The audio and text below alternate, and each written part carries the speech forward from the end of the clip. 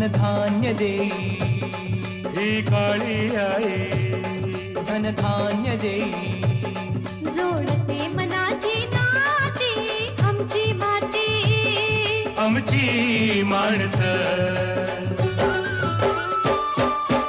आमची माती आमची माणसं आमची माती आमची माणसं आमची माती आमची माणसं आमची माती आमची माणसं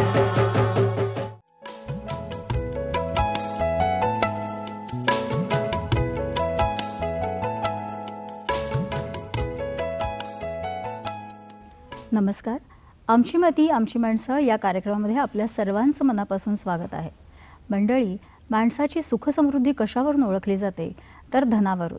काहींना उत्तम संस्कार शिक्षण याच्यामध्ये धन गवसतं तर काही जणींना दागदागिने अथवा धनरूपी लक्ष्मीमध्ये आपली सुखसमृद्धी गवसते. पूर्वीच्या काळीसुद्धा सुखसमृद्धी ओळखण्यासाठी त्या घरामध्ये किती राबता अथवा पशुधन आहे हे पाहिलं जायचं. घरामध्ये गाई गुरं अथवा दूधधान्य हे जेव्हा असायचं तेव्हा असं मानलं जायचं की संपन्नता आहे. मात्र मधल्या काळामध्ये ही संपन्नता ही संस्कृती कुठेतरी लोप पावत गेली. या वेळेला असं वाटायला लागलं की जेव्हा 4 माणसांचं पोट भरणं कठीण आहे तेव्हा हे पशुधन कसं काय सांभाळायचं.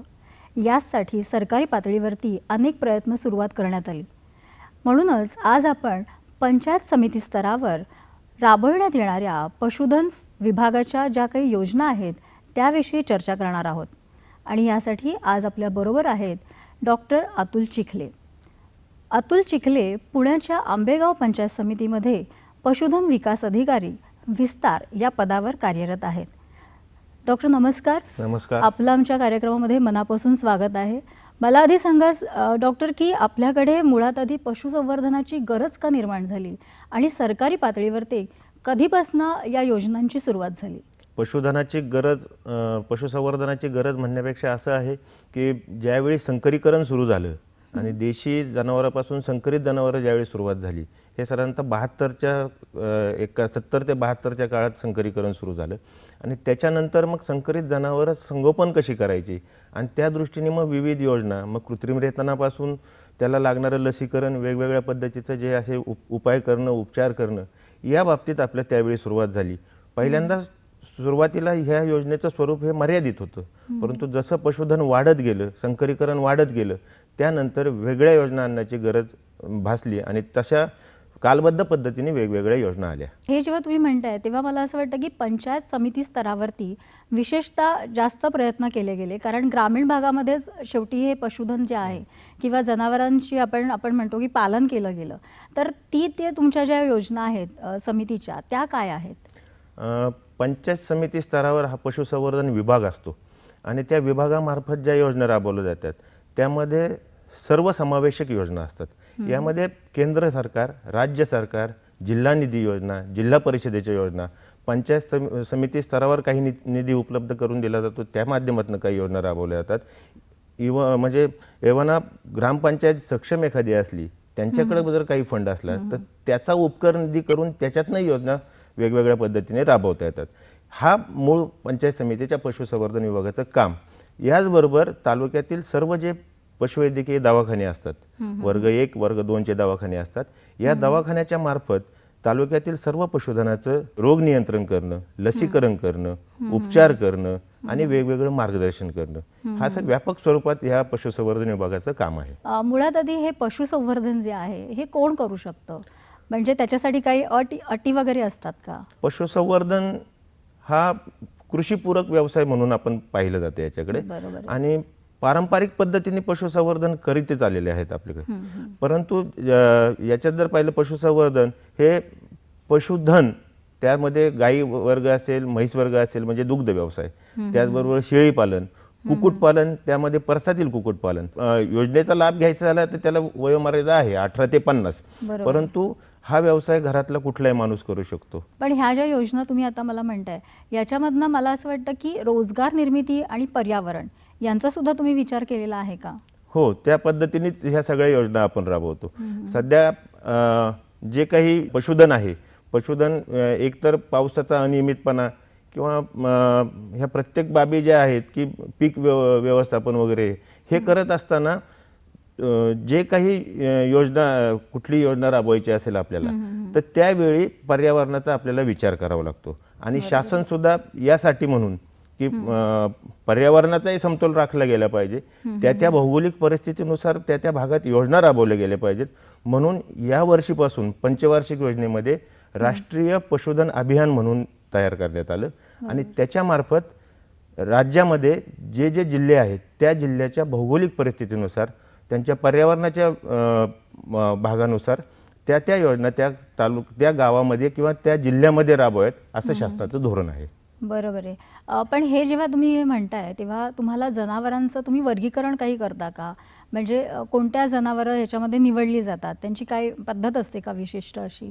हां, यामध्ये निवडताना दुग्ध व्यवसायासाठी निवडतो ते दुग्ध व्यवसायाची जनावर आहे. त्याच्यात गाय आणि म्हैस वर्ग. बरं. याच्यामध्ये आता व्यापारीकरणामुळे किंवा शहरीकरणामुळे दुधाची गरज तर वाढत चाललेली आहे सगळीकडे आणि जर पाहिलं तर काही ठिकाणी ज्यावेळी दूध पुरवठा करायचा असतो आपल्याला त्यावेळी गायीचा व्यवसाय जास्त लोक करतात. गायी पाळण्यामध्ये ज्या ठिकाणी कोकण भाग आहे त्या ठिकाणी जर्सी जनावर आपण लोकांना उद्योगासाठी देऊ शकतो आणि जो काही बागायती क्षेत्र आहेत त्या भागामध्ये आपण होस्टेनची जनावरं किंवा गायी आपण तिथे लोकांना पाळण्यासाठी उद्युक्त करू शकतो. बरोबर. म्हणजे तुम्ही तुमच्या बोलण्यातनं मला जाणवते की जसा विभाग असतो त्याप्रमाणे कोणत्या पद्धतीच्या गायी किंवा म्हशी तिथे द्यायच्या आहेत, त्यांचं पालन करायचं हे ठरलेलं असतं. बरोबर आहे.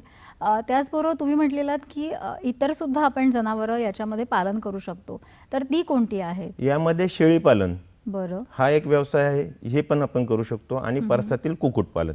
शेळी पालनामध्ये सध्या महाराष्ट्र शासनाने उस्मानाबादी शेळीचं प्रमोशन जास्त केलेलं आहे आणि उस्मानाबादी शेळीला 2 करडं होतात, 2 किंवा 2 पेक्षा जास्त 2-3 करडं होतात. त्यामुळं त्या शेळीचा प्रसार आणि त्याच्यापासून जास्त मांस उत्पादन व्हावं हा या मागचा उद्देश आहे. आणि कुक्कुटपालनामध्ये स्टर्डी आणि ग्रामीण भागात टिकणारी कुठल्याही रोगाला बळी न पडणारी अशी गिरिराज वनराज अशा देशी संकरित वाण शासनाने निर्माण केलेले आहेत आणि त्याचा आपण वापर करून परसातील कुक्कुटपालनाला वेगळ्या पद्धतीने चालना देतो. बरोबर आहे. इथे जेव्हा आपण असं म्हणतो की हे जे आपण विविध जनावर आपण जेव्हा पालन करत असतो तेव्हा तो जो भौगोलिक भाग आहे यांचा सुद्धा तुम्ही म्हणता की विचार केला जातो, तर तो विचार करताना तुम्ही कशा पद्धतीने करता? कारण प्रत्येक ठिकाणचा पाऊस, तिथे मिळणारा चारा पाणी असेल किंवा त्यांना जे योग्य वातावरण आहे पोषक, तर तो कसा तुम्ही करता आणि मग कसं वर्गीकरण करता? सर्वसाधारण योजना ज्या राबवल्या जातात पंचायत समिती स्तरावर किंवा पशुसंवर्धन विभागाच्या ज्या योजना आहेत या योजना ह्या त्या विभागासाठी किंवा त्या भागासाठी विभाग असेल, भाग असेल, प्रभाग असेल त्यासाठी वेगळ्या पद्धतीने मांडणं हे जिल्हाधिकारी कार्यालयाच्या पातळीवर होत असतं आणि भौगोलिक परिस्थितीचा विचार करून कुठलं ब्रीड तिथे, कुठली जात तिथे लोकांना सांभाळणं गरजेचं आहे आणि त्याच्यात लोकल जाती ज्या आहेत किंवा देशी गोवंश जो आहे त्याचं जास्तीत जास्त त्याच्यात सुधारणा कशी होईल असं आपण पाहिलं जातं आणि त्यामार्फत आपण त्या योजना राबवतो. बरोबर आहे. मला असं वाटतं की आधी आपल्याकडे गायी आणि म्हशी हे एवढंच आपल्याला माहिती होतं, पण आता तुमच्या बोलण्यातनं जाणवतं की त्याच्यामध्ये सुद्धा वेगवेगळे प्रकार किंवा प्रजाती निर्माण केल्या जातात. अर्थात त्याच्यासाठी अभ्यास आला. तर पंचायत समिती स्तरावरती जेव्हा तुम्ही पशुसंवर्धनाचा विचार करता तेव्हा मला वाटतं हे नवीन प्रजाती निर्माण करण्याचं काम तुम्ही करता, तर ते कशा पद्धतीने तुम्ही साधत असता? 71-72ला ज्यावेळी संकरित जनावरांचं सुरुवात झाली, संकरीकरणाला सुरुवात झाली त्यावेळी मग विदेशी जातीचे वळूचं वीर्य आणलं गेलं आणि त्याच्यानंतर ते वीर्याचा वापर करून आपण आपल्या देशी जनावरांचा संकर घडवून आणला. 100% वीर्य असलेली 100% वीर्य आणलं आणि त्याचा आपण वापर ज्यावेळी याच्यामध्ये केला जनावरांमध्ये त्या देशी जनावरांमध्ये त्याच्यापासून संकरीकरण सुरू झालं. मग 50%, 62%, 87% असं हे संकरीकरण वाढत गेलं आणि त्याच्यानंतर म्हणजे अशा पद्धतीने गायींचा आपण प्रसार केला. म्हशीच्या बाबतीत जर पाहिलं तर म्हशीच्या जे काही भारतातील देशी सुधारित आहेत देशी गायी त्यांचा देशी म्हशींचा आपण वापर करतो. त्यामध्ये मुर्रा, म्हैसाणा, सुरती या आपल्या बाहेरच्या राज्यातले आणि आपल्या राज्यातले पंढरपुरी आणि नागपुरी यांचं आपण जास्त लोकांना करायला सांगतो. या माध्यमातून दुग्ध व्यवसाय करा असं आपण सुचवतो. बरोबर आहे. म्हणजे त्याच्या माध्यमातून जे काही दूध दुभतं आपल्याला मिळत असतं त्याचं प्रमाण वाढत जातं. हो. तर मग हे तुम्ही जेव्हा करता तेव्हा अर्थातच तुम्ही त्यांना मार्गदर्शन करण्यासाठी शिबिरं वगैरे घेत असाल, तर त्यासाठी तुमच्या काही योजना असतात का, की त्यांनी कशा पद्धतीने जात निवडावी किंवा कशा पद्धतीने त्यांनी त्याचा विचार करावा आणि त्या योजना काय आहेत? योजना म्हणण्यापेक्षा योजनांचं स्वरूप असं असतं की काही योजना असतात ह्या वैयक्तिक लाभाच्या योजना असतात आणि काही योजना असतात त्या सांघिक स्वरूपात आणि गाव पातळीवर आपल्याला प्रत्येक ठिकाणी राबवाव्या लागतात. गाव पातळीवर ज्या योजना राबवतो त्या योजनांमध्ये लसीकरण करून घेणं, कारण कुठल्याही रोगाला जनावर बळी नाही पडलं. साथीचे रोग असतात, लाळ खुरकूत रोग आहे, फऱ्या आहे, घटसर्प आहे, या साथीच्या रोगांचं लसीकरण करणं हे फार गरजेचं असतं आणि हे आपण शासनाच्या माध्यमातून, केंद्र शासनाच्या माध्यमातून आपण मोफत लसीकरण सगळ्यांकडे करून घेतो. त्याचबरोबर उपाय करणं हा एक भाग आहे. त्याचबरोबर आम्ही लोकांमध्ये जागृती निर्माण व्हावी आणि पशुसंवर्धनाचं काम जास्त जोमाने व्हावं यासाठी गाव पातळीवर आम्ही सर्वात महत्त्वाकांक्षी योजना केली ती कामधेनू दत्तग्राम योजना. आणि महाराष्ट्रामध्ये ही पहिल्यांदा राबवण्यात आली आणि महाराष्ट्रात पुणे जिल्ह्यात पहिल्यांदा राबवण्यात आली. हो, तुम्ही ते मगाशी आपल्या चर्चेमध्ये तुम्ही म्हणतच होतात. तर ही योजना जी आहे कामधेनू, याच्यामध्ये कशा पद्धतीने तुम्ही विचार केलेला आहे? हां, कामधेनू योजना ही 2006च्या दरम्यान 6-7च्या दरम्यान पुणे जिल्ह्यामध्ये जिल्हा परिषदेत राबवण्यात आली आणि ही योजना राबवताना पूर्वी कुठलाही निधी नव्हता, परंतु आपण जे काही लोकांना खनिज मिश्रणाचा वापर करणे, जंताचं निर्मूलन करणे, गोचीड निर्मूलन करणे, खत व्यवस्थापन करणे, त्याच्यानंतर आहाराचं व्यवस्थापन करणे, त्याचबरोबर पीक लागवड काय करणे, या बाबतीत माहिती आपण ग्राम पातळीवर एक गाव निवडून त्यावेळी सुरुवात केली आणि तत्पूर्वी त्या गावाचा सर्वे करून आपण पाहिलं की किती त्याच्यामध्ये दूध उत्पादन होते. बरोबर आहे. सध्याच्या परिस्थितीत आपण ह्या सगळ्या योजना एकाच पाईपलाईन मधनं तिथे राबवल्या तर त्याच्यातनं काय निर्माण होईल असा स्टडी केला. वर्षभर योजना राबवल्यानंतर आम्हाला असं आढळून आलं की 15 ते 20% दुधाच्या उत्पादनामध्ये वाढ झालेली आहे. अरे वा. आणि त्यामुळे मग ह्या योजनेचा पहिल्यांदा आम्ही जिल्हा परिषदेतच परत पुन्हा राबवली, त्याला काही अनुदान देऊन, आणि नंतर राज्य शासनाने ही संपूर्ण महाराष्ट्रामध्ये ती राबवायला सुरुवात केली आणि आता त्या योजनेला व्यापक स्वरूप देऊन जवळपास प्रत्येक जिल्ह्यातली 100, 150, 200 पर्यंत गावं आपण निवडलेली आहेत आणि त्यातनं आपण ती योजना राबवते. अरे वा. तुमच्या बोलण्यामध्ये आता आला सर अनुदानाचा विषय निघाला, तर ह्या ज्या तुमच्या वेगवेगळ्या योजना आहेत तर ह्या योजनांसाठी तुम्ही विशिष्ट असं अनुदान देता का? मग त्याची मर्यादा किंवा ते कशा पद्धतीने ठरवता? सांघिक किंवा व्यापक स्वरूपाची जी योजना आहे कामधेनू, याला अनुदान वेगळ्या पद्धतीने जातं. ज्यात बऱ्याचशा कामधेनूच्या बाबतीत म्हटलं तर याच्यात सहल लोकांना घेऊन जातो आपण, त्या सहलीला अनुदान देतो. त्यानंतर जंतनाशक औषधं दिली जातात, गोचिडीची औषधाची फवारणी केली जाते. त्याचबरोबर खत व्यवस्थापन तिथे दाखवलं जातं. वैरण विकासाच्या जातीचे चांगल्या वाणाचे बी दिलं जातं. मक्याचं बी असेल, बरसीम असेल, न्यूट्रीफीड असेल, असं वेगवेगळं बियाणं शेतकऱ्यांना दिलं जातं. ते लागवड कशी करायची ते सांगितलं जातं. त्याचबरोबर ठोंब पुरवली जातात. त्यानंतर वंध्यत्व हा जनावरांमध्ये असणारा मोठा आजार असतो, त्याच्यासाठी म्हणून वंध्यत्व निवारणाचे आपण 2 ते 3 शिबिरं त्यावेळी घेतो आणि त्याच्यातनं वंध्यत्वाचं निवारण त्या भागातलं करतो आणि जे काही उपचार असतील ते उपचार त्याच्यात आपण करतो. बरोबर आहे. तुमच्या बोलण्यातनं आलं की ते वंध्यत्व किंवा त्यांचे आजार, म्हणजे मला वाटतं की एखादं जनावर पाळतो तेव्हा एखाद्या माणसाप्रमाणे त्या जनावराची आपल्याला काळजी घ्यावी लागते. हो, बरोबर. आपल्या कुटुंबाचा तो भाग होतो. तर अशा वेळेला त्यांचा जो आजार आणि जे प्रकार आहेत तर ते सुद्धा वेगळ्या पद्धतीने तुम्हाला पाहावे लागत असतील, तर त्याच्यासाठी तुमचे म्हणजे वैद्यकीय पाहणी वगैरे अशा संदर्भाने काही तुम्ही योजना राबवता का? आम्ही प्रत्येक ठिकाणी शिबिरं घेत असतो आणि त्या शिबिराच्या माध्यमातून अगदी सोनोग्राफी मशीन सुद्धा आमच्याकडे वापरले जातात आणि त्याच्या माध्यमातून आम्ही वंध्यत्वाचं निवारण करणं किंवा त्याचं वंध्यत्वाचं कारण काय आहे याचं निदान पहिलं केलं जातं आणि त्याच्यावर उपचार करून आपण ते जनावर जास्तीत जास्त दुरुस्त करण्याचा प्रयत्न करतो. जर काही रोग असे असतात की ज्याच्यात आपल्याला उपाय नसतोच काही, अशा वेळी त्या संबंधित पशुपालकास सांगून ते जनावरांचे आपण की होणार नाही काही असं त्याला स्पष्ट सांगितलं जातं. बरं. दुसरी गोष्ट म्हणजे आपण कुक्कुटपालनाचं पण तुम्ही म्हटलात, तर कुक्कुटपालनामध्ये सुद्धा बरेचदा आपण पाहतो की साथीचे आजार येतात आणि ते आल्यानंतर जवळपास सगळ्या ज्या कोंबड्या असतात त्या लगोलग घेऊन जातात. तर तेव्हा मग काय विचार केला जातो की होऊ नये म्हणून किंवा काही काळजी घेतली जाते का, प्रिकॉशन्स? कुक्कुटपालनामध्ये 2 प्रकार आहेत.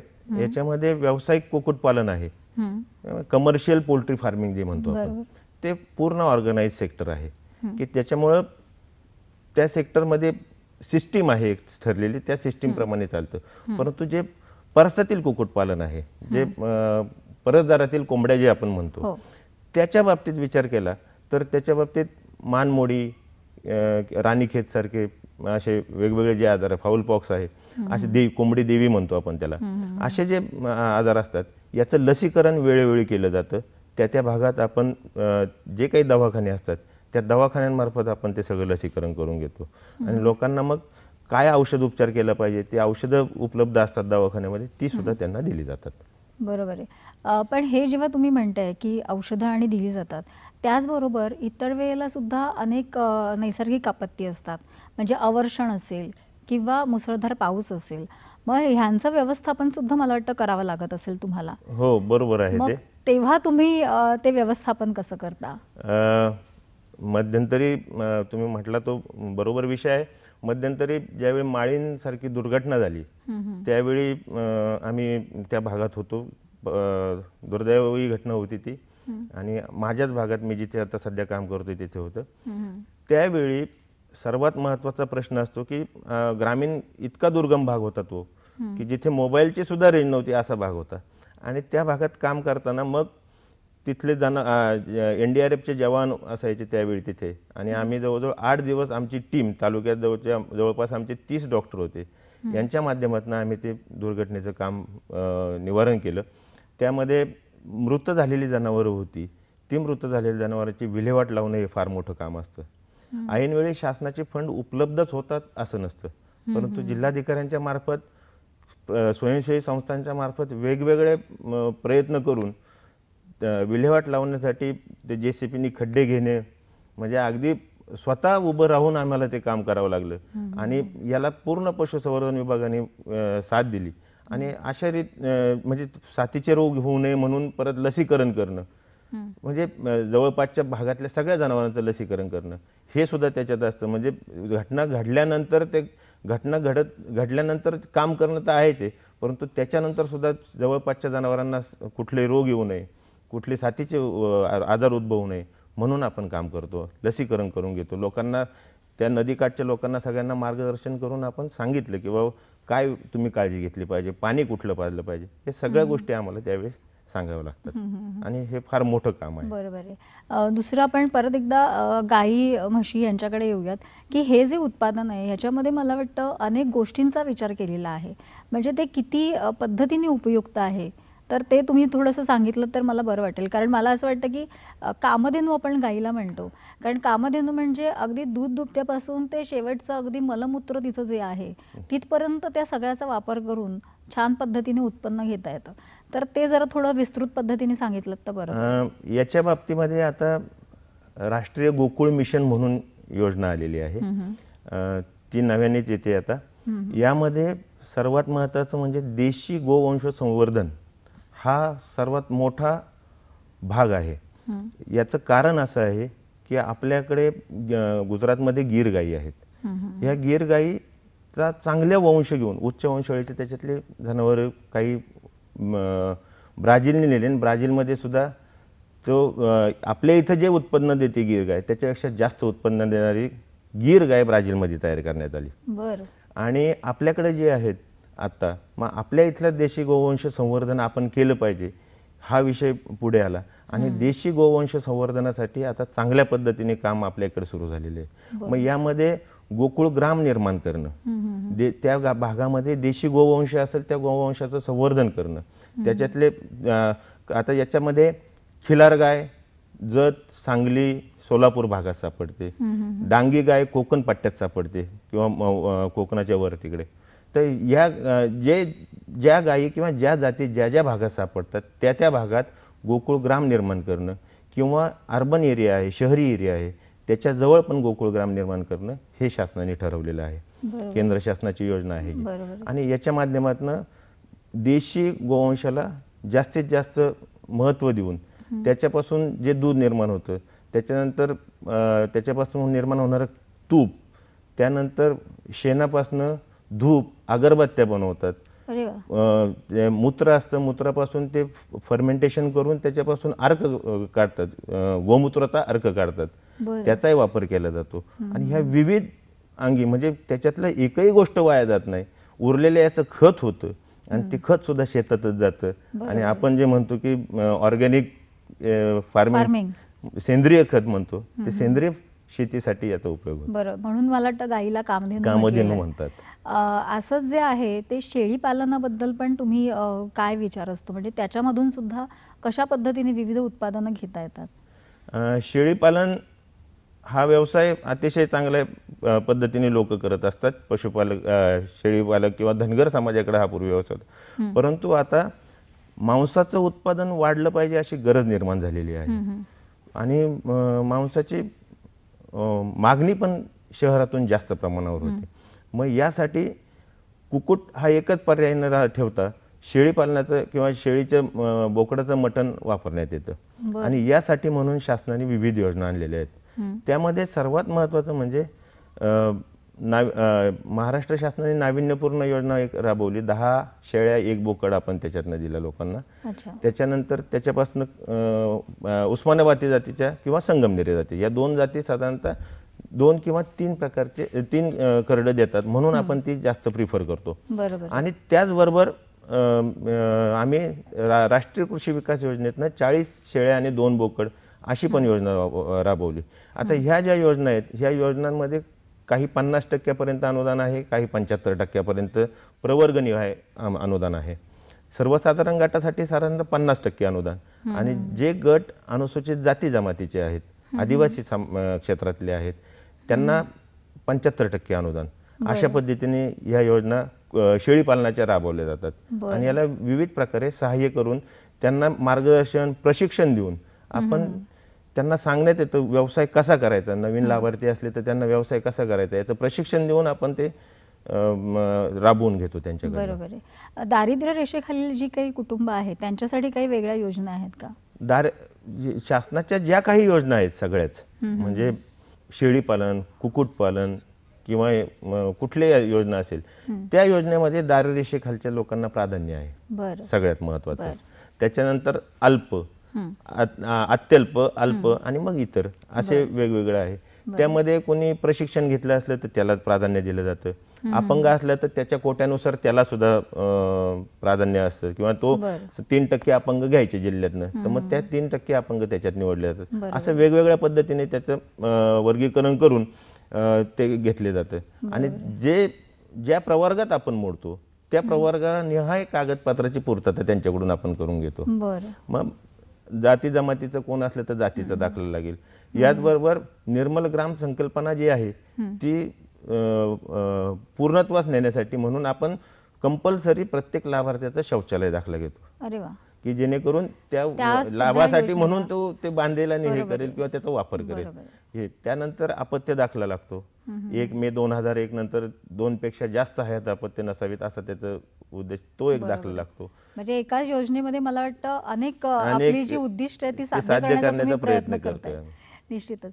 याचबरोबर ह्या सगळ्या माहिती आपण तुम्ही दिलात, पण सगळ्यात महत्त्वाचा जो भाग आहे तो म्हणजे शेतकऱ्यांनी किंवा ज्यांना पशुसंवर्धन करायचं आहे तर त्यांनी कुठे जावं, यासाठी काही तुमच्या योजना आहेत का, किंवा ती माहिती कशा पद्धतीने त्यांना मिळवता येऊ शकते? हां, आता यासाठी सर्वात महत्त्वाचं आहे पशुसंवर्धनाच्या सगळ्या योजना ह्या पशुसंवर्धन विभाग जो आहे तालुक्याचा तिथे तर तुम्हाला उपलब्ध होतातच. त्यानंतर तालुक्यात ज्या ठिकाणी जे गाव, आपलं गाव ज्या संस्थेच्या आधिपत्याखाली येतं त्या तिथे असतं, त्यांच्याकडे सुद्धा माहिती असते. दुसरे शासनाचं संकेतस्थळ आहे त्याच्यावर सुद्धा ही माहिती उपलब्ध आहे. आणि आता काल परवाच नवीन एक टोल फ्री नंबर शासनाने सुरू केला आहे, त्याच्यामार्फत सुद्धा ती माहिती आपल्याला मिळू शकते. बरं सर, धन्यवाद. तुम्ही अतिशय छान माहिती आज आम्हाला दिलीत. शेतकरी मित्रमैत्रिणींनो, तुम्ही सुद्धा आज ही माहिती ऐकली असेल, तुम्हाला सुद्धा याच्यातनं खूप छान माहिती मिळाली असेल आणि या माहितीचा वापर करून पशुसंवर्धन कशा पद्धतीने करावं हे पाहून आणि हे कळल्यानंतर तुम्ही या योजना नक्कीच सुरुवात कराल राबवायला आणि स्वतःचा उत्कर्ष साधाल. सर, आज तुम्ही इथे आलात, आम्हाला खूप छान माहिती दिलीत, त्याबद्दल धन्यवाद.